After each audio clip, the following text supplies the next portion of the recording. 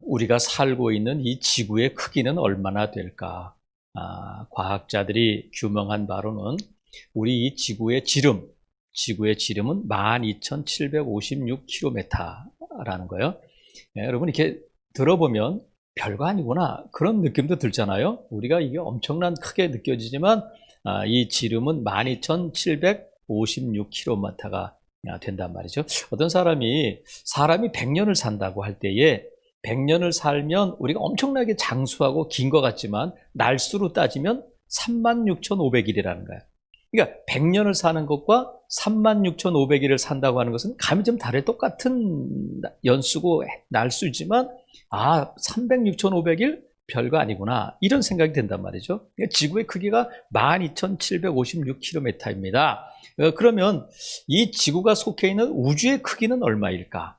그 우주의 크기를 알려고 많은 천문학자들, 과학자들이 연구하고 있지만 지금도 추측만 있을 뿐이지 왜 가본 적이 없고 그걸 어떻게 계산할 수 있는 방법이 없기 때문에 그냥 뭐 이 정도 될 것이다는 추측만 있지 앞으로도 예수님 다시 오실 때까지 아마도 제가 생각할 때는 우주의 크기는 그냥 설만 이렇게 어느 정도 될 것이다는 추측만 있지 그래서 정확하게 잴 수는 없다. 왜? 그것이 인간의 한계이기 때문에 그래요. 그래서 이 지구가 처음에는 네모난 것이다 그렇게 믿고 있었잖아요. 그래서 끝까지 가면 떨어져서 죽는다. 근데 이 지구가 네모난 것이 아니라 둥글다. 그리고 이 지구를 중심으로 모든 천체가 움직이는 것이 아니라 태양을 중심으로 움직인다 하는 것을 주장해서 또 죽임을 당하고 하는 과학자들도 있었단 말이죠. 지금은 그런 것들이 다 이제 옛날 일로 되어 버렸습니다만 이 지구가, 이 우주가, 이 광활한 우주가 어떻게 만들어졌을까? 과학자들은 이것이 뭐 빅뱅 이론이다. 그래서 뭐 터져서 먼지가 쌓여서 이렇게 만들어졌다고 하지만 그것은 뭐 신빙성도 없고 그냥 설에 불과할 뿐이에요. 근데 성경은 분명하게 뭐라고 선포하고 있느냐면 태초에 하나님이 천지를 창조하셨다. 그러니까 이 성경을 펼치면 이 광활한 우주가 어떻게 만들어졌는지를 그냥 바로 알 수 있어요. 그런데 그것을 왜 창조설이라고 부르냐면 누구도 그것을 본 사람이 없고 누구도 그것을 증명할 수 없고 누구도 다시 그것을 시행할 수 없기 때문에 그냥 설로 끝나는 거예요. 그래서 여기에 뭐가 필요하냐면 믿음이 필요한 거예요. 그래서 창세기 1장 1절을 펼치면 태초에 하나님이 천지를 창조하셨다는 것을 무엇으로 받아들이게 되냐면 믿음으로 받아들이게 되고 우리의 믿음의 시작이 여기서부터 그래서 하나님이 모든 것들을 창조하셨다는 것을 믿으면 우리의 믿음이 거기에서 이제 분명해진단 말이죠. 근데 이 사실을 이 분명한 진리를 믿지 못하면 우리의 믿음은 다시 점검해 봐야 되는 거예요. 여러분 하나님께서 이 모든 것들을 창조하신 줄로 믿으시는 줄로 저는 믿어요. 그래서 하나님이 이 천지를 창조하실 때 며칠 동안 창조하셨냐면 6일 동안 창조하셨는데 하나님께서 천지를 창조하실 때 이 온 우주의 이 세상이 어땠냐면 혼돈하고 공허했다. 이렇게 돼 있어요. 혼돈과 공허가 이 창조 처음의 이 모습이었는데 혼돈과 공허는 뭐냐면 틀도 없고 무질서하고 또 그 안에 내용물도 없다는 거예요. 그래서 하나님께서 창조하실 때 그 순서가 어떻게 되냐면 먼저는 틀을 만들고 그 다음에 그 틀 속에 내용물을 채워넣는 순서대로 하셨어요. 그래서 이 혼돈과 공허함을 질서와 채움으로 창조해내셨다. 그래서 하나님께서 창조하실 때마다 뭐라고 말씀하셨냐면 보시기에 좋았다. 보시기에 심히 좋았다. 그것은 뭐냐면 하나님이 계획하신 대로 질서대로 됐다는 거예요. 그래서 하나님께서 말씀하신 것에 대해서 온 우주 만물은 어떻게 됐냐면 순종했어요. 해는 뜨고 해는 지고 사계절이 있고 꽃은 피고 이런 일들이 하나님이 명령하시고 말씀하신 대로 순종하면서 이 온 우주가 질서 있게 운행되고 있단 말이죠. 그래서 하나님께서는 이 온 우주 만물을 창조하실 때에 질서 있게 하셨다. 그리고 그것을 보시기에 좋았다. 그 질서가 하나님 보시기에 좋았다는 거예요. 그래서 하나님께서 6일 동안 이 천지를 창조하실 때에 창조의 백미, 창조의 가장 아름다운 일은 뭐였느냐면 인간을 창조하시는 거였다.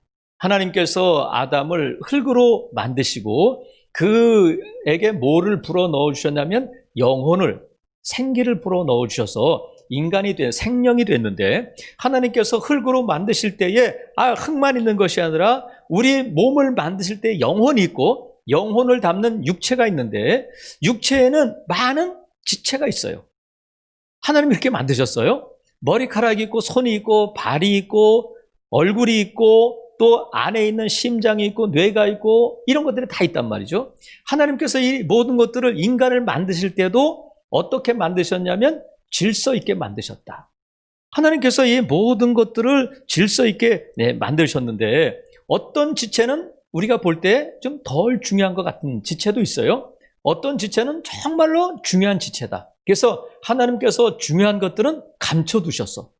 아주 두꺼운 이 뼈나 그것으로 이게 둘러주셨단 말이죠. 뇌는 이 딱딱한 머리의 안속에, 뼈 안속에 들어가 있잖아요. 심장도 갈비뼈로 이렇게 보호되고 있단 말이죠. 그래서 그러면 심장만 중요하고 뇌만 중요하고, 심장이 우리의 손에 대해서 너는 하는 게 뭐냐? 눈썹에 대해서 너는 하늘이 뭐냐? 나는 이렇게 24시간 쉬지 않고 뛰고 뇌는 24시간 계속 이렇게 생각하고 움직이고 명령을 내리는데 너는 도대체 뭐 하는 거냐? 이렇게 말하면서 나 관두겠다.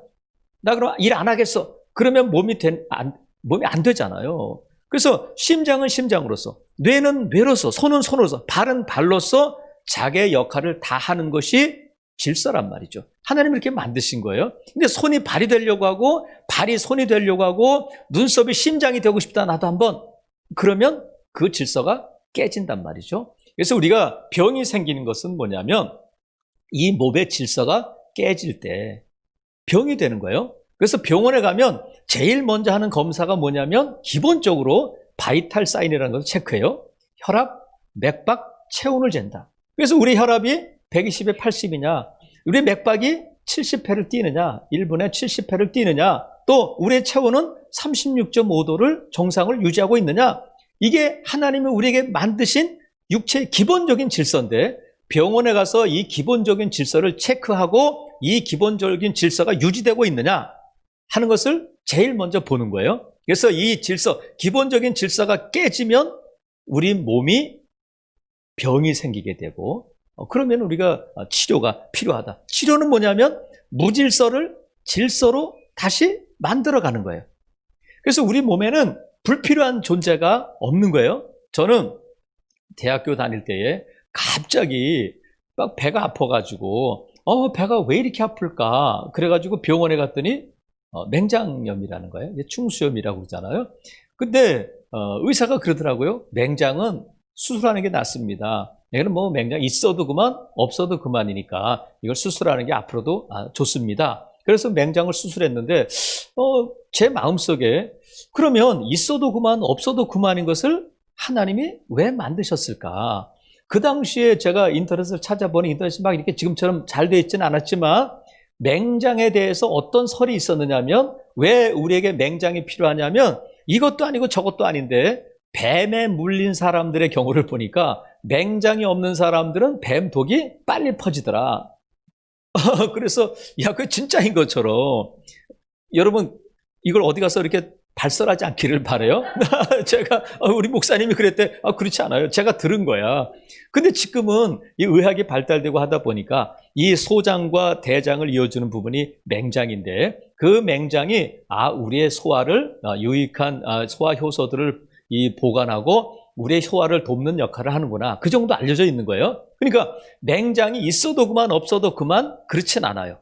하나님께서 우리 몸을 만드실 때에 있어도 그만, 없어도 그만인 것을 만드실 리가 없잖아. 여러분 속눈썹이 필요하잖아요. 속눈썹이 평상시에는 모르는데 이 속눈썹이 없으면 땀이 흘러내리고 할 때요, 얼마나 불편한지 몰라요. 그리고 외관상도 안 좋잖아. 그리고 우리 몸의 중요한 부위들은 우리 몸의 지체의 중요한 부분들은 다 안에 있기 때문에 우리가 볼 수도 없고 만질 수도 없고 화장을 할 수도 없어요. 그런데 우리가 어디에다 화장을 들이고 돈을 많이 들으냐면 머리, 얼굴, 눈, 입술, 손톱 이런 데다가 돈을 많이 들이고 시간을 많이 들인단 말이죠. 그렇다고 해서 그것이 더 중요하냐? 그렇다고 심장이 덜 중요하냐? 그렇지 않아요. 각자에게 주어진 역할이 있고 각자에게 주어진 책임이 있단 말이죠. 그래서 그 역할을 다 하는 것이 육체의 질서고 이 질서가 깨지면 병이 된다. 하나님께서 우리의 육체를 만드시듯이 뭐를 만드셨냐면 교회를 만드셨어요. 근데 교회가 뭐냐 하면 교회는 한마디로 여러 가지 설이 있겠지만 예수 그리스도의 몸이다. 예수 그리스도의 몸, 예수 그리스도의 몸된 교회인데 교회의 머리는 누구냐면 예수님이다. 그리고 지체들은 성도다. 그래서 하나님께서는 저와 여러분을 구원하실 때에 개인적으로 너 잘 먹고 잘 살고 너 구원받고 천국 가라 이렇게 부르시고 구원하신 것이 아니라 반드시 교회의 몸으로 부르시는 거예요. 그러니까 나 혼자 신앙 잘하고 나는 인터넷으로 예배하고 그런 거는 없어요. 하나님은 그래서 교회야, 모임이야. 교회는 성도들의 모임, 그 회집, 그 모임이 교회이기 때문에 여러분 하나님은 저와 여러분을 구원하시고 부르실 때에 뭐로 부르셨다고요? 몸으로 부르셨어. 교회 몸으로 부르셔서 그럼 교회는 뭐냐면 예수 그리스도를 머리로 하는 그 말은 다시 말씀드리면 예수님이 교회의 중심이어야 된다. 머리가 중심이어야 되잖아요. 그래서 교회는 머리가 있고 각 지체가 있다. 우리 육체처럼. 그래서 하나님께서 우리에게 교회를 설명하실 때 몸으로 설명하시는 것이 뭐냐면 몸이 하나이지만 여러 지체가 있다. 제가 앞서 말씀드린 것처럼 우리 몸에는 많은 지체가 있잖아요. 그래서 병원에 가면 각 지체를 돌보고 치료하는 과가 얼마나 많아요.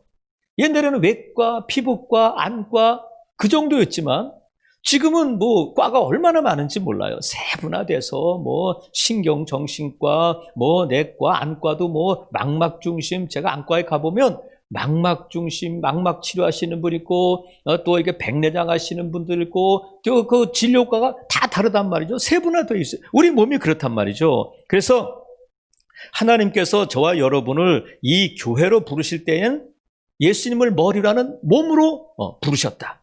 그래서 건강한 교회는 어떤 교회냐면 제가 아까 말씀드린 것처럼 바이탈 사인을 체크해서 기본적인 질서가 유지되고 있느냐 그것을 확인해서 건강을 체크하는 것처럼 건강한 교회는 어떤 교회냐면 성도가 많이 모이고 또 이 건물이 크고 또 그런 교회가 아니라 질서 있는 교회가 건강한 교회라는 거예요. 모든 지체가 각자 맡겨진 자리에서 나는 심장이 되고 싶어요. 나는 뇌가 되고 싶어요. 나는 화장을 받기 위해서 나는 얼굴이 되고 싶어요. 그러지 않고 나는 손이면 손인 대로 나는 발이면 발인 대로 나는 그냥 눈썹이면 눈썹인 대로 그 자리에서 자기 맡은 역할을 감당하고 그 자리를 지켜나가는 교회가 건강한 교회고 그 교회가 질서 있는 교회가 된단 말이죠. 그래서 하나님께서 저와 여러분을 부르셨는데 내가 손이 자꾸 발이 되려고 하고 발이 손이 되려고 할 때에 뭐가 깨지느냐면 질서가 깨지게 되는 거예요. 그러면 교회가 병들게 되고 그 교회는 건강한 교회일 수 없어요. 그러면 하나님께서 교회를 세우신 것은 하나님을 예배하고 하나님을 전하도록 가르치고 전파하고 치유하도록 하나님이 교회를 세우셨는데 먼저 교회는 하나님을 예배하는 곳이에요. 그래서 교회는 뭐가 필요하냐면 예배를 위해서 예배할 때 뭐가 필요하냐면 질서가 필요하다. 그래서 하나님은 우리가 하나님을 예배할 때 질서의 하나님이시기 때문에 예배를 질서 있게 하시기를 원하셔요. 그것이 참된 예배고 그래서 하나님께서는 질서의 하나님이신데 그래서 우리가 하나님을 예배할 때 막 무질서하게 하지 않고 우선 기본적으로는 예전을 따라서 순서에 따라서 하나님을 예배해요. 막 이랬다 저랬다 하지 않고 모든 성도들이 마음을 다하여 우왕좌왕하지 않도록 우리가 모든 예배가 질서 있게 진행되도록 다 기도하고 준비하고 예배한단 말이죠. 그래서 이 예배의 질서와 관련돼서 오늘 본문이 그것과 관련된 내용이어서 제가 지금 말씀드리는 거예요. 지금 고린도 교회 이 사도 바울을 통해서 하나님이 고린도전서를 기록한 목적 자체가 고린도 교회에 있는 문제와 또 고린도 교회 성도들이 바울에게 질문한 것에 대한 답변 형식으로 이 고린도전서가 기록되었는데 오늘 본문에 보면 이 고린도 교회에 어떤 문제가 있었느냐면 여자들이 이 너울 머리에 수건 이렇게 돼 있습니다만 수건 이렇게 우리가 저 사우나 가가지고 뭐 이렇게 뭐 수건을 쓰듯이 그런 게 아니라 지금 천주교나 또 뭐 이상한 교회에서 쓰는 이런 면사포 같은 너울을 의미하는데 그 너울을 쓸 것이냐 말 것이냐 그것에 대한 문제예요. 근데 그걸 언제 쓰냐면 집에서 설거지할 때 쓰는 것이 아니라 하나님을 예배하는 자리에서. 그러면 이것이 무엇과 관련되냐면 그럼 우리는 왜 그 너울을 안 쓰는 거예요? 그 너울을 왜 써야 돼요? 이런 질문과 연결될 수 있잖아요. 그래서 우리가 이 본문에 대해서 한마디로 말씀드리면 너울을 쓸 것이냐 말 것이냐의 문제가 아니란 말이죠. 유대인들은 하나님께 기도할 때 뭐 남녀 불문하고 뭐를 썼냐면 이 남자는 모자를 쓰고 여자는 이렇게 가리고 하나님께 기도했어요. 근데 지금 이 고린도 교회는 이스라엘에 있는 게 아니라 고린도에 있잖아요. 헬라 문화에 속해 있는 교회인데 헬라인들은 어떻게 했느냐면 이걸 안 쓰고 했단 말이죠. 그러니까 고린도 지방에 세워진 이 교회에 너울을 써야 된다는 사람도 있고 너울을 쓰면 안 된다는 사람도 있는데 16절에 보세요. 16절에 보면 논쟁하려는 생각을 가진 자가 있다는 거예요.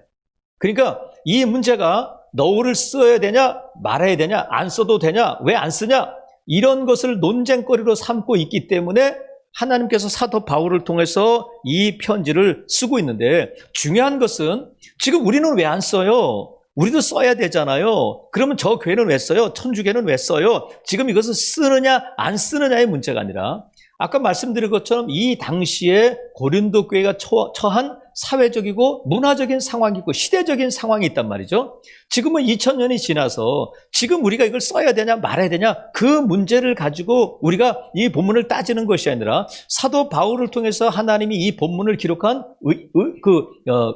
원리 하나님께서 말씀하시고자 하시는 핵심이 뭔가가 중요해요. 그것은 뭐냐면 한마디로 말하면 예배에는 질서가 필요하다는 거예요.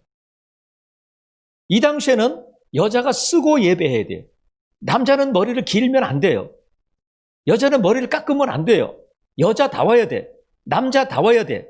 예배할 때에도 지금 이것을 쓰느냐 마느냐의 문제가 아니라 예배의 질서를 그 예배 질서는 뭐냐면 그래서 하나님께서 이 사도 바울을 통해서 7절부터 12절까지는 하나님의 창조 질서 13절부터 16절까지는 이 문화적인 상식적인 질서가 중요하다 하는 것을 지금 언급하고 있는 거예요. 그러니까 교회가 하나님을 예배할 때 무엇을 써야 되냐 말아야 되냐 그것이 중요한 것이 아니라 질서 있게 지금 예배하고 있느냐 남자는 남자로서 여자는 여자로서 하나님을 예배하고 있느냐 하는 거죠. 그러면 지금 오늘 이 본문을 보면 사도 바울은 남녀 차별주의자구나 남성 우월주의자구나 이렇게 오해할 수 있어요. 지금 계속 그런 의도로 지금 우리가 익힐 수 있잖아요. 하지만 지금 이 사도 바울을 통해서 하나님이 말씀하시고자 하는 것은 하나님이 남자와 여자를 창조하셨는데 평등하게 만드셨다. 하지만 하나님은 남자와 여자를 평등하게 만드셨지만 동등하게 하시진 않았다. 만약에 그렇다면 남자와 여자를 창조하실 필요가 뭐 있어요? 남자 1, 남자 2, 남자 3 이렇게 만드시면 되잖아요. 아니면 여자 1, 여자 2 이렇게 만드시면 되잖아요. 근데 하나님이 누구를 만드셨냐면 남자와 여자를 만드셨다. 왜? 각자의 역할이 있고 각자에게 주어진 하나님이 부여하신 사명이 있다는 거예요. 그러니까 남자 혼자서는 안 되고 여자 혼자서도 안 되고 남자와 여자가 있어서 가정을 이루고 이 땅에 생육하고 번성하기 위해서는 남자만 가지고는 안 된다. 그 동성애는 안 되는 거예요. 여자만 가지고도 안 된다. 그래서 하나님이 남자와 여자를 창조하셨는데 평등하게 하셨지만 동등하게 하진 않았다. 남자는 남자고 여자는 여자이고 분명히 다른 역할이 있고 다르잖아요. 신체적으로도 다르고 또 남자가 애를 낳을 수는 없잖아요. 여자는 그 역할을 해야 되는 거잖아요. 그래서 남자가 여자가 되고 여자가 남자가 되려고 하는 시도를 해서도 안 돼요. 왜? 하나님의 창조 질서에 위배되기 때문에 그래요. 남자가 남자를 사랑해서도 안 돼. 여자가 여자를 사랑해서도 안 되는 거예요. 왜냐하면 하나님이 생육하고 번성하여 땅에 충만하라고 하셨는데 남자와 남자가 결혼하고 여자와 여자가 결혼해서 뭘 어떻게 하겠다는 거예요. 그건 하나님의 창조의 질서에 위배된단 말이죠. 그래서 사도 바울이 남성 우월주의 아니면 남녀 차별주의자가 아니라, 여러분 보세요. 11절 12절에 보면 뭐라고 지금 기록되어 있느냐면, 그러나 주 안에는 남자 없이 여자만 있지 않고 여자 없이 남자만 있지 않다. 이는 여자가 남자에게서 난 것 같이 남자도 여자로 말미암아 났습니다. 그리고 모든 것은 누구에게 났다고요? 하나님에게서 났다. 그러면 이 본문이 어떤 이 의미를 갖느냐면, 이 당시에는 여자는 아예 존재로 취급받지 못하고 남자의 부속물처럼 취급받던 시대예요. 지금 우리가 이렇게 문명시대에 살고 있다고 하지만 서구 유럽 사회도 마찬가지고요. 우리보다 훨씬 앞서 있다고 했던 그들도 여성에게 참정권을, 여성에게 투표권을 준 것은 얼마 안 돼요. 지금 그래서 우리가 여성의 인권을 높여야 된다 하지만 그건 좋은 일이지만, 여자가 남자처럼 되려고 하는 것은 창조 질서에 어긋나는 일이에요. 여자의 권리를 인정해주고 여자의 권리를 더 높여주고 하는 일은 필요하지만, 여자가 남자가 되려고 하고 남자가 여자가 되려고 해서는 안 된다. 그런데 2000년 전에 이 사도 바울이 활동하던 시대에는 여자는 아예 사람으로 취급을 받지 못하고 있던 그런 시대인데, 사도 바울이 뭐라고 지금 사도 바울을 통해서 하나님이 기록하게 하셨느냐면, 남자와 여자가 평등하다는 거예요. 그거는 이 당시에 남자들에게는 폭탄적인 아주 과격한 발언이 되는 거예요. 사도 바울이 이 당시에 이 통용되지 않던, 이해될 수 없던 이런 과격한 발언을 하는 이유가, 어디서 이런 과격한 발언을 할 수 있는 자신감을 얻게 됐느냐면, 1절 보세요. 11장 1절에 보면, 내가 그리스도를 본받는 자가 된 것 같이 너희는 나를 본받는 자가 되라, 이렇게 말씀하셔요. 그러니까 사도 바울은 고린도 교회 성도들에게 지금 먹는 문제와 관련해서 이 말씀을 하고 있지만, 이 11장에도 지금 연결된다고 보면, 나는 누구를 본받느냐면 예수 그리스도를 본받았다. 그러니까 너희가 나를 본받는 것은 그 누구를 본받는 일이 되냐면 예수님을 본받는 자가 된단 말이죠. 그러면 사도 바울이 이렇게 남녀가 평등하고 그 당시에 평등하지 않던 시대에 하나님에게서 하나님은 남자도 창조하셨고 여자도 창조하셨다, 이렇게 과격하다는 것은 이게 폭력을 쓴다는 것이 아니라 그 당시에 받아들일 수 없는 이런 획기적인 발언을 하는 이유가 뭐냐면, 예수님께서 그렇게 하셨다는 거예요. 자신은 누구에게 그것을 배웠느냐면 예수님이 그렇게 하셨다는 거예요. 예수님이 이 땅에서 공생애를 사실 때에 단적인 예로 예수님이 오병이의 기적을 베푸셨잖아요. 보리떡 5개와 물고기 2마리로 몇 명을 먹으셨어요? 5,000명을 먹으셨는데, 그때 5,000명이 누구냐면 남자 장정만 5,000명이었어요. 그러니까 여자는 아예 그의 수에 들어가지도 않았어요. 그런데 예수님께서는 남자에게만 먹이신 것이 아니라 여자에게도 먹이시고 어린아이에게도 먹이시고 남자와 여자를 더 평등하게, 동일하게 취급해 주셨어요. 남자라고 해서 더 잘해 주시고 여자라고 해서 잘 안 해주시고 그런 것이 아니라, 아픈 사람이 오면 남녀를 불문하고 다 고쳐주셨어요. 그래서 예수님에게는 차별이 없고 무엇만 있느냐면 긍휼만 있었어요. 예수님은 남녀를 차별하지 않고 무엇을 베풀어 주셨냐면 긍휼을 베풀어 주셨다. 그러니까 이 당시에 예수님의 그런 사역과 예수님의 이런 생각 자체가 유대인들에게는 엄청난 도전이 되는 거예요. 받아들일 수 없는. 자기들은 여자를 사람 취급하지 않고 있는데 선지자 하나님의 아들이라고 하는 그분이 여자들을 남자와 동일하게 취급하시고 치료하시고 함께 식사하고 함께 있는 것을 볼 때에 가만 놔두면 안 되겠다. 우리가 지금까지 지켜온 질서를 파괴하게 되고 우리가 불편하게 될 거다 해서 예수님을 죽이려고 하잖아요. 그래서 예수님은 새로운 질서를, 기존에 있던 질서를 무너뜨리고 새로운 질서인데, 그것이 뭐냐면 남자와 여자가 차별이 없어야 된다. 이 당시에는 정말로 특별히 남성들에게서는 받아들일 수 없는 그런 말씀이 된단 말이죠. 그래서 여러분, 이것이 교회의 질서여야 한다. 남녀의 구별이 있거나 아니면 나는 더 중요하고 나는 덜 중요하고 그런 문제가 아니라, 우리가 주의 몸된 교회의 지체라면 이 교회는 뭐가 있어야 되냐면 질서가 있어야 된다. 그런데 교회에 이 질서가 언제든지 유지되는 것이 아니라 에베소에서 말씀하고 있는 것처럼 평안에 매는 줄로 성령이 하나 되게 하심을 힘써 지켜나가야 돼요. 왜냐하면 이 교회의 질서를 파괴하려는 자가 있단 말이죠. 그것이 누구냐면 사탄이에요. 사탄은 하나님이 창조하신 피조물의 천사예요. 영적 존재예요. 그런데 하나님이 세우신 하늘의 질서를 파괴하려고 하다가 쫓겨난 자가 누구냐면 사탄이에요. 그 사탄이 이 땅에서 하고 있는 일도 뭐냐면 질서를 파괴하는 일이다. 그리고 자신만의 질서를 세워가는 거예요. 근데 특별히 어떤 질서를 깨기를 원하냐면 주님의 몸된 교회의 질서를 무너뜨리려고 한단 말이죠. 그러면 예수님의 몸인 교회를 무너뜨리면 예수님을 무너뜨릴 수 있다고 생각하는 거예요. 그러니까 우리가 이 교회의 질서를 지키는 일에 아주 힘써야 돼요. 교회가 뭐냐?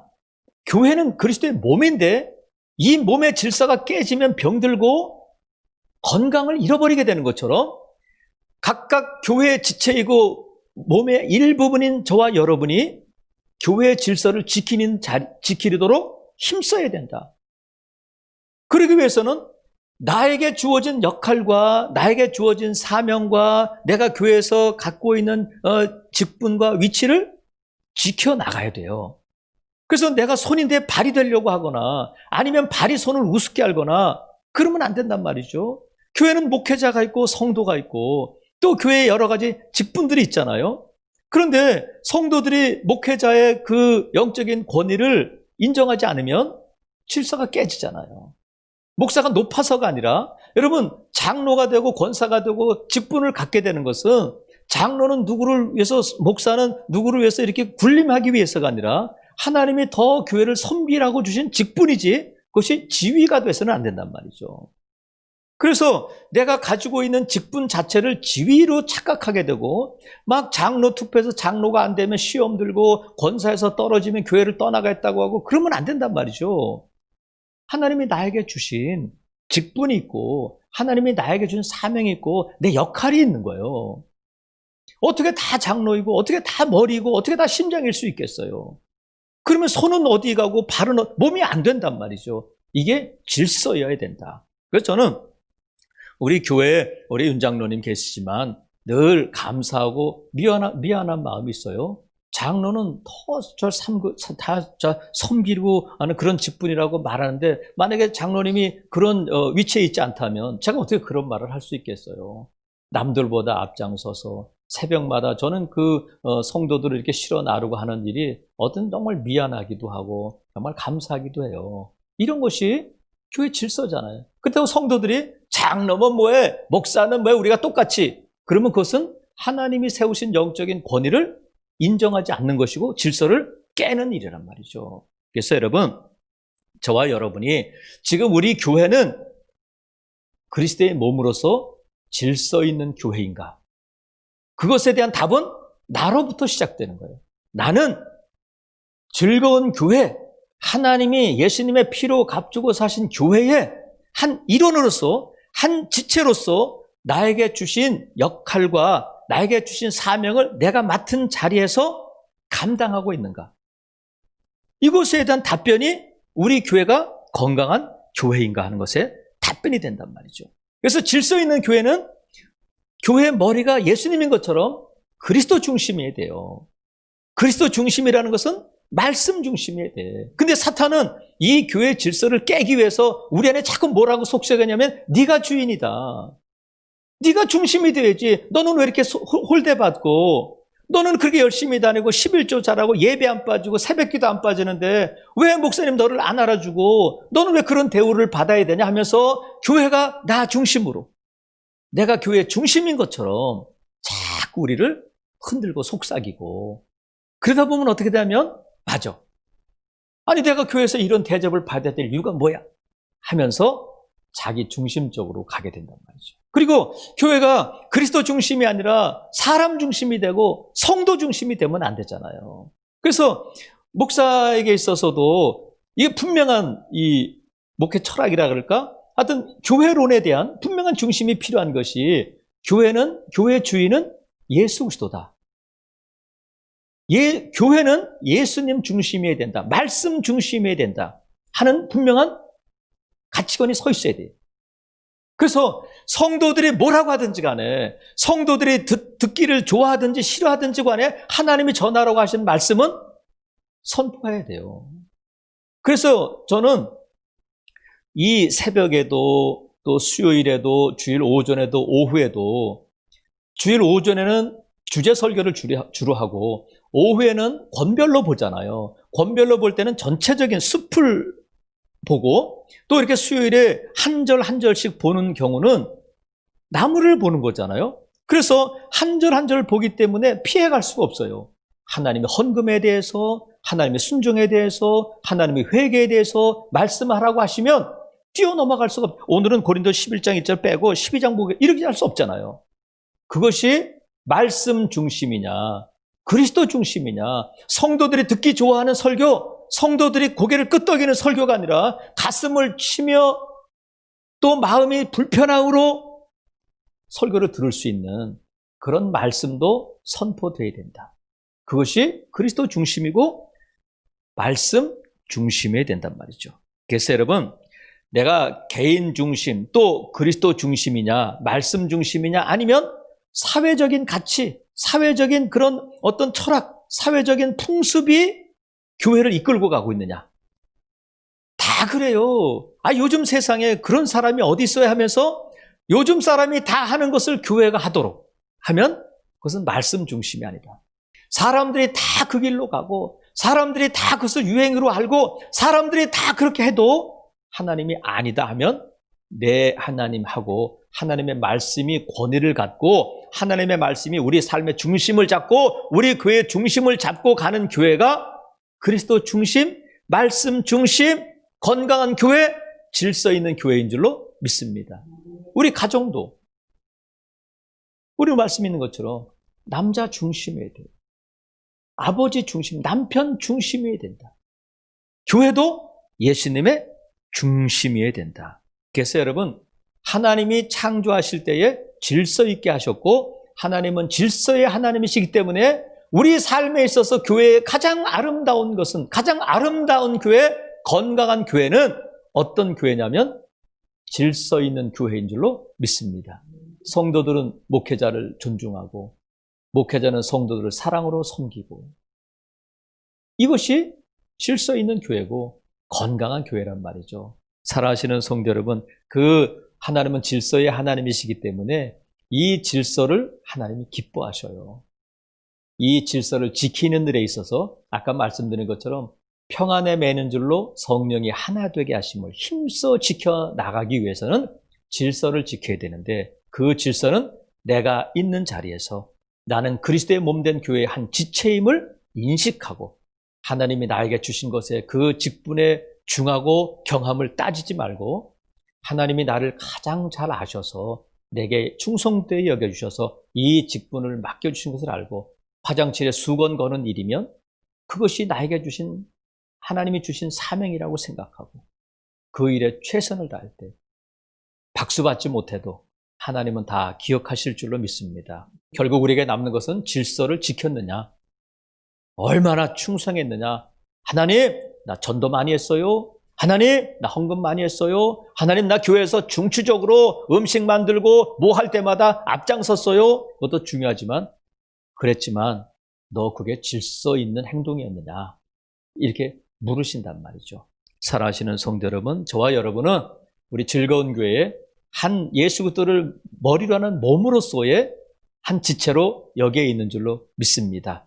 하나님이 나에게 주신 역할이 있고 나에게 주신 직분이 있으면 그 자리에서 하나님이 나에게 주신 것으로 사명으로 믿고 그 일을 충성되게 감당할 때에 우리 교회는 질서 있는 교회가 되어서 하나님의 영광을 크게 드러나게 될 줄로 믿습니다. 아무쪼록 그리스도 중심, 말씀의 중심, 그런 질서 있는 교회를 세우고 또 앞으로 견고하게 함으로 아름다운 교회, 하나님이 기뻐하시는 교회를 세워가는 저와 여러분 될 수 있기를 주님의 이름으로 축복합니다. 아멘.